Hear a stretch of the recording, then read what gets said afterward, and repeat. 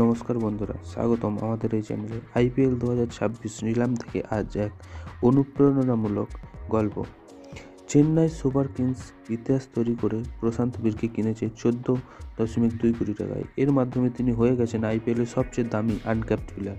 কিন্তু এই সাফল্যের পিছনে রয়েছে কঠিন লড়াই।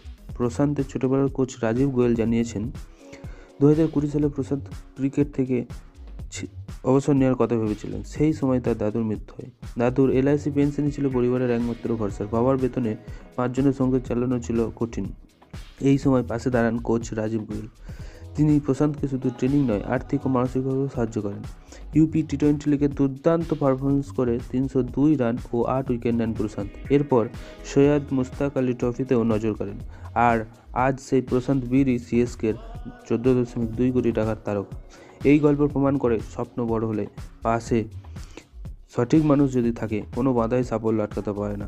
ভিডিও ভালো লাগলে লাইক করুন, মতামত কমেন্টে জানান, আর এমন ক্রিকেটের নিউজ পেতে চ্যানেলটি সাবস্ক্রাইব করুন।